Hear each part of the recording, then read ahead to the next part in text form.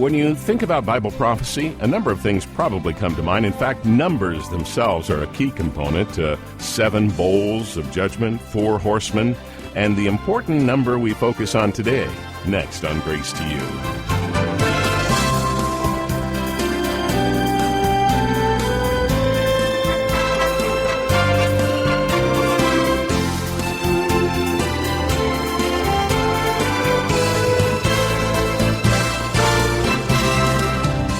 The scroll with 7 seals, the beast with 10 horns and 7 heads, the 2 witnesses, the remnant of 144,000, and perhaps the most famous prophetic number of them all, the number of the beast, 666. Well, one of the most well-known prophecies, and likely one of the most misunderstood, concerns the number 70, the 70 weeks of Daniel. That question for you is, what do those weeks refer to? Is it a past event? Something in the future? Can you really know what they refer to, and does it really matter? John MacArthur takes you to the book of Daniel in the Old Testament today to find answers on Grace to You. You'll discover why the future of the world is inseparably linked to the future of Israel. And now, with today's lesson, here's John MacArthur. Daniel chapter 9. One of the great, exciting, prophetic portions of the Word of God. Daniel chapter 9. And we're looking in these days at verses 20 through 27, the last half of the great 9th chapter of Daniel. Now, first of all, we mentioned there are 3 perspectives and 3 persons in this passage, verses 20 to 27. First is the circumstances of Daniel, then the coming of Gabriel, and finally the communication of God. Now, we've already seen the circumstances of Daniel in verse 20. He was speaking and praying and confessing his sin and the sins of his people Israel. He was presenting his supplications before God, and his concern was for the holy mountain of God, not for his own purposes and his own goals and his own projects, but for God's. And so he is communicating with God. That is his circumstance at the moment. We then move, secondly, to the coming of Gabriel in verse 21. In the very process of Daniel being involved in prayer, Gabriel arrives, being caused to fly swiftly, the text says. It doesn't take angelic beings long to get from heaven to earth, and he moved fast. And he came with an answer. Incredible answer. That brings me to the third point, the communication of God. Because in verse 24 to 27, you have the message that Gabriel brings from God. The circumstances of Daniel, he's praying. The coming of Gabriel, dispatched from God with the answer. The communication of God, the most incredible prophecy regarding the history of Israel ever given in the Bible. Verse 24. 70 weeks are determined upon thy people and upon thy holy city to finish the transgression and to make an end of sins and to make reconciliation for iniquity and to bring in everlasting righteousness and to seal up the vision and prophecy and to anoint a holy of holies, is the literal rendering. Now, just by way of reminder, this is the overall perspective. Gabriel says, I have a prophecy.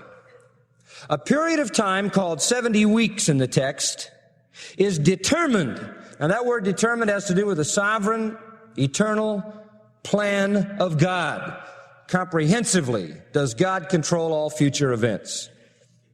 Literally, the Hebrew word means to cut off. It's as if God has just cut off or cut loose a 70-week period, pulled it right out of human history, and in that period he will accomplish his purposes with his people, Israel. Now, there's a key to the whole thing. The first 2 words of verse 24, 70 weeks. What are they? Well, the term for weeks, shabuah or shabuim in Hebrew, does not mean week. It means 7, 77s. It doesn't in itself identify days. It doesn't identify weeks. It doesn't identify months. It doesn't identify years. It just means 77s. And so whenever you see the term, you've got to get its meaning from the context or the verses around it. And I'm convinced, as are almost all, certainly all evangelical Bible scholars, that it refers to years. Not weeks of days, but weeks of years. Now, what is the length of these years? How long is a year? You say, it's easy, 365 days. No, that's not easy. Because not everybody used a 365-day year in Daniel's time. How about that? You say, what kind of year did they use? Well, some used a 360-day year, and then they had to throw in an extra month every once in a while to catch up. You say, well, which year did the prophecy refer to? It's very important. Well, I believe the prophecy refers to a 360-day year. Now, stay with me, folks. This is where we separate the men from the boys. It's going to get heavy. Hang on. According to Genesis, the flood, now you say, wait a minute, how did we get in the flood? Don't worry about it. We're working our way back to Daniel. All right, according to Genesis 7:11, the flood began on the 17th day of the second month.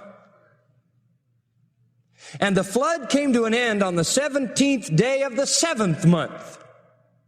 Now, if the flood started on the 17th day of the second month and ended on the 17th day of the seventh month, how many months was the flood? Good, class. 5 months. 5 months. You say, what's so interesting about that? Listen to this. In Genesis 7:24 and in Genesis 8:3, the Bible says the flood lasted for 150 days. Now, if the flood was 150 days, and the Jews counted that as 5 months, how long were their months? 30 days. 12 30-day months equals 360-day year. So we believe the Jews functioned on a 360-day year calendar. The earliest known months used then in the biblical text were 30-day months, giving us a 360-day year. And then every once in a while, they'd throw in an extra pile to catch up with the solar year. Now, let me give you another thought. Ready for this one? Daniel 7 says that the Great Tribulation will last for a time, that's 1, times, that's 2, and half a time, that's half. Times, time, half a time, 3.5. Revelation 13 says the tribulation will last 42 months. And Revelation 12:6 says the tribulation will last 1,260 days. Now, isn't that interesting? We have 3 different time frames for the tribulation. One place it says 3.5 years, one place it says 42 months, and one place 1,260 days. 3.5 years equals 42 months. Is that right? That's right. I'll tell you that's right. 36 plus 6, 3.5. Okay. 3.5 years equals 42 months. But if 42 months equal 1,260 days, they have to be months of 30 days. There's no other way. So again, we find not only in Genesis, but clear in Revelation, that the Bible is still counting on the same kind of clock. Months are 30-day months. So Daniel would have used a biblical prophetic calendar. He would not use the pagan 365-day year. So what do we have? We have a period of 490 years of 360 days. Are you still with me? 490 years of 360 days. Now you say, when did this period begin? Because if we can find out when it begins, we can find out when it ends. Good thinking. That's right. Let's find out when it begins. It even tells you in verse 25. And it just says this, and I like this. Know, therefore, and understand. Get it. Keep saying this all through this text. Now get this. It begins from the going forth of the commandment to restore and build Jerusalem. Now that's fairly clear, right? You say, hey, we're in great shape. It begins right at the command to restore and build Jerusalem. That's terrific. Except there were 4 of those commands. 4 of them. 3 of them are given in the book of Ezra. 1 by Cyrus, 1 by Darius, and 1 by Artaxerxes. And then there was a 4th one by Artaxerxes, a 2nd one of his. Now, which one is the one we start with? Because they were all given at different dates, and if they all start at a different time, they're all going to end at a different time. And there's much debate as to which of these is right. Now, some say the first decree of Cyrus is the one. That's the one. And they find that, by the way, if you're interested in the first chapter of Ezra. And so they say the first decree of Cyrus is the one. And the reasoning being that in Isaiah 44, the Bible tells us that Cyrus would be the servant of God who would lead the people or let the people go back to the land to rebuild their city and so forth. So they say the 490 years began when Cyrus made the first decree. You know when that was? 536 BC. Okay, let's take that. Let's say it began in 536 BC, and it went from there. And by the way, if you'll notice over in verse 27, it says, "And he shall confirm the covenant with many for 1 week." For 1 week. The 70th week is cut off the other 69, so we can't count that one. We'll see where that comes in later. So back to verse 25. It begins with a commandment to build Jerusalem, and it goes unto the what? The Messiah. And it'll be 7 weeks and 62 weeks. 7 and 62 is 69. So the first 69, or 483 of the 490, start with the decree and end with the Messiah. And so some scholars say it has to be the first decree. It has to be the decree of Cyrus, because in Isaiah 44, 24 to 28, Isaiah said Cyrus would make this decree and so forth. But you know what happens? When you go with 483 years from 536 BC, you wind up around 54 BC. And you can't have the Messiah 54 years before Christ. You got a problem. In fact, Christ doesn't really start his ministry until 30 AD. And so it's 80 years off. We say, yeah, but it's close. But God isn't just close, folks. God is not just close. And you know what this fellow said who holds his view? He said, well, the solution is that the Ptolemaic calendar and the Ptolemaic list of the reigns of kings is off 80 years. That's no solution. You can't prove that. You can't just say, well, we come up 80 years short, so therefore history's 80 years off. That's not too convincing. There's no proof of that at all. So we don't accept that first decree, and I'll tell you another reason why. Because in the first decree of Cyrus, there was no command to rebuild the city, only the temple. Only the temple. Now, some people say, no, nobody says it's the second decree of Darius, but they'll jump to the third one, and they'll say it's the first decree of Artaxerxes in 458 BC. And that's moving a little bit ahead in the calendar, about 80 years or so. They're trying to make up that little slack. And so they say 458. And if we go 483 years from 458, which is the decree of Artaxerxes, we wind up at 25 AD. Well, that's a problem. 25 AD, because the only thing could be remotely close to 25 AD would be the baptism of Christ. And the baptism wasn't his presentation as Messiah. The baptism was the Father's approval. That was between himself and God. There's not even any comment that anybody around made any statement about it at all. We don't even know if they heard what was going on. They heard a noise. And by the way, the first decree of Artaxerxes said absolutely nothing about the city either, only about the temple. Nothing about restoring and rebuilding the city. There's one other alternative, and that it is the fourth decree, which is the second decree of Artaxerxes. In the first 3 decrees, there was no authorization given at all for the building of the city. So it can't start there. In fact, it's most interesting to me, and I was reading through Ezra to check all of this, that when they were building the temple in Ezra chapter 4, this is most interesting, they were stopped for a while in their building because they were accused of attempting to rebuild the city without a permit. So we know they didn't have that right until that decree of Artaxerxes. That's the only decree that fits, and that's found in Nehemiah chapter 1 and chapter 2. Nehemiah chapter 1 and chapter 2. And I just want to read chapter 2, verse 1, because we don't want to spend too much time in this point. But it says in chapter 2, it came to pass in the month Nisan, in the 20th year of Artaxerxes, the king. And then it goes on to say that he made the decree as you read down through verse 8. But I want you to note, the month was Nisan and the 20th year of Artaxerxes.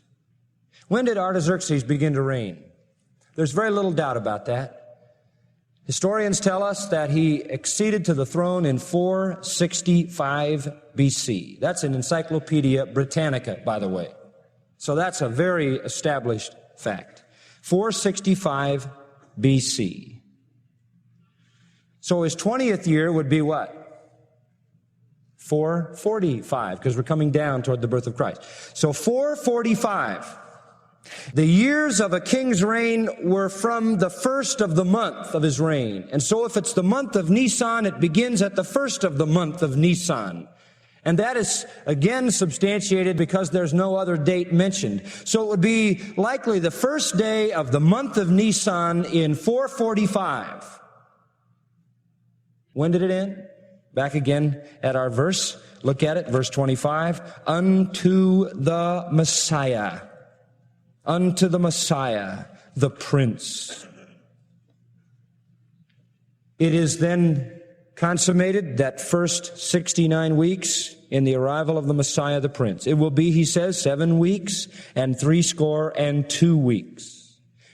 The street shall be built again, and the wall even in troublous times. Now stop there for a moment.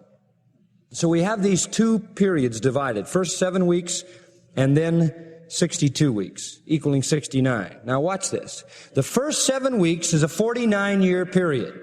So let's separate it out. 7 weeks, verse 25 indicates, until the street is built again and the wall, even in troublous times. Now, if you study the book of Nehemiah, you find out one thing very quickly. They had a lot of trouble building the city, didn't they? Troublous times. But the prophet sees a 49-year period. So if you go from 445, 49 years later, you're at 396 BC. And that's a very crucial time, for that was not only the time when they completed the city, but that was the time also when the Old Testament canon was completed as well. It's as if God established his people in their land, God established his city, God established a temple, and God established his word. And from there till the coming of John the Baptist, there was no prophet. God had affirmed his people, his city, and his word. And by the way, it says in verse 25, in those 49 years, the street would be built and the wall. And the actual word for street is the word for public square or marketplace, and it probably is best understood as the inside of the city. And then the wall is actually the word for a moat or a ditch or an external fortification. And what it means is the city was completed inside and outside. It was fully done in those years. Complete restoration in 49 years. And beloved, it's only possible that could have occurred from the decree of Artaxerxes, because it was at that time that Nehemiah began to rebuild. So the decree of Artaxerxes, I believe, has to be the decree, and you have the period of time in which the city is finalized. All you need to do is read Ezra 9 and 10, Nehemiah 4, chapter 6, chapter 9, and you can see the trouble they had in doing it in those troublous times. Now, we've covered the 49 years, and we have another period in verse 25. And then comes 62 weeks, or 62 weeks. 62 weeks. And this goes from the time of 396 from there on ahead. Now, let's take the whole figure of 483. From 445 BC, we want to go 483 years. You have 69 times 7 years, which equals 483 years. And then you have 483 years times 360 days. And that's the figure I want you to get. The total of days is 173,880 days. That is 483 years times 360 days. Remember I told you we're dealing with a 360-day year. So in order to convert that to a 365-day calendar like we have to reduce it to days and then divide it back again.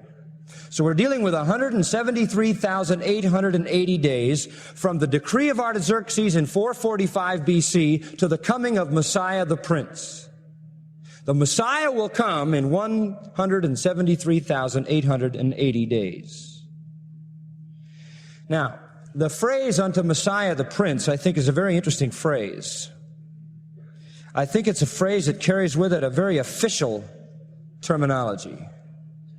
Mashiach Nagid, the Messiah, the Anointed One, the Prince, the Ruler, is a very official term. By the way, that very term, Prince, is used first of Saul and used other times of kings. So it is a kingly concept. It isn't the birth of Christ we're looking at. It isn't the baptism of Christ we're looking at. It is the presentation of Christ as the Mashiach Nagid, as the Prince, the Messiah.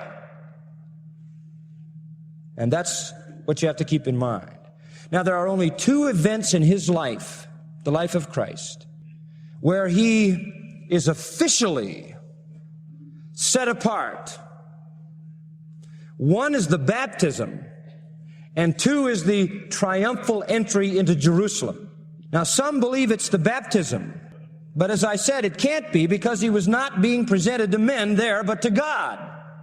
And the men didn't even know what was going on. There is utterly no reference to Israel. There is no statement about messiahship, only, "This is my beloved Son." And so if it isn't the baptism, it has to be the triumphal entry. It has to be. There's really no other alternative. And no wonder it says in Isaiah 46:10 that God is the one who declares the end from the beginning. And he predicts things that are not yet done. God told Daniel the very day Jesus would enter the city of Jerusalem. And what did they say? Hosanna to the King of David, the Messiah.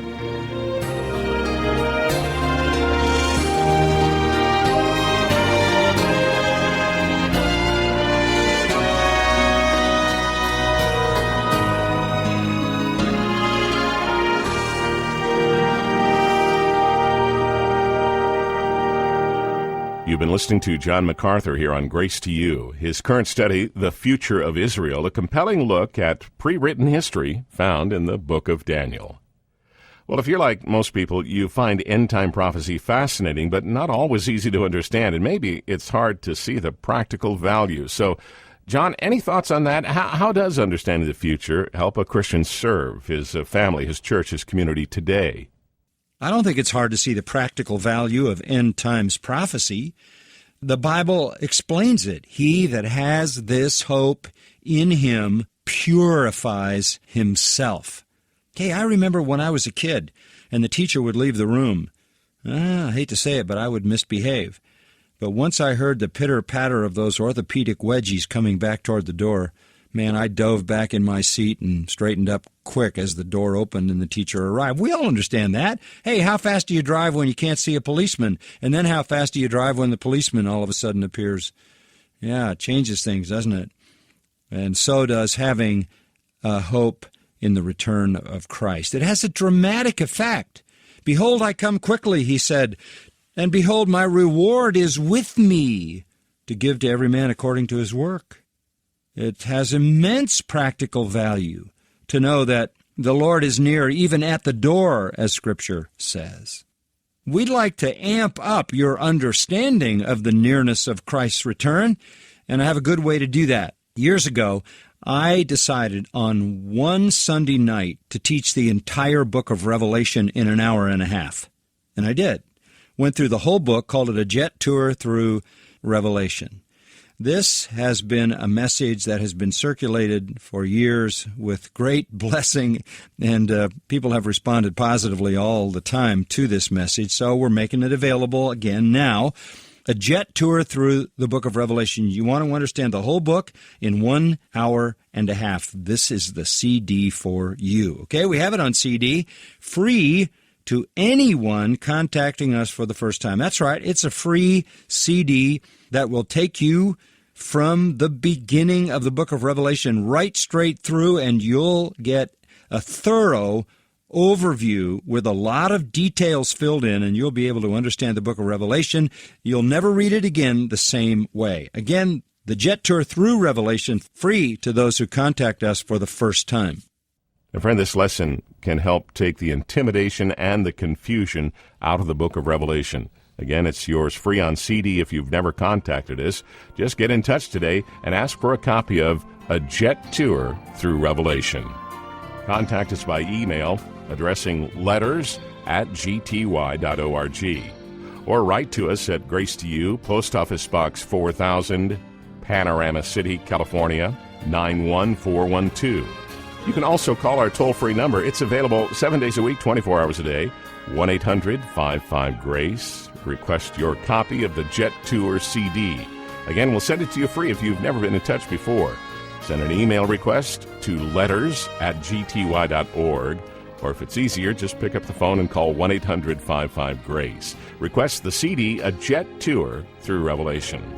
Now, if you'd like to review what you heard today, today's lesson is available free of charge in MP3 or transcript format at gty.org. Or you can download all 8 lessons for the study of the future of Israel. There are 3,000 other sermon titles by John free of charge at that website. You can also read the Grace to You blog, listen to past Q&A questions with John, and purchase the MacArthur Study Bible or a New Testament commentary, and much more. That's all available online at gty.org. And now, on behalf of John MacArthur, our broadcast engineer, Rick Dre, and the entire staff, thanks for joining us today. Please come back tomorrow for another 30 minutes of Unleashing God's Truth, one verse at a time, right here on Grace to You.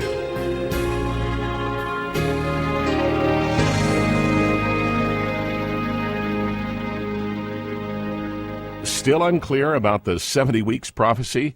Well, join us for more reasons you can believe that prophecy will be fulfilled and what it means for the church today. That's on the next Grace to You.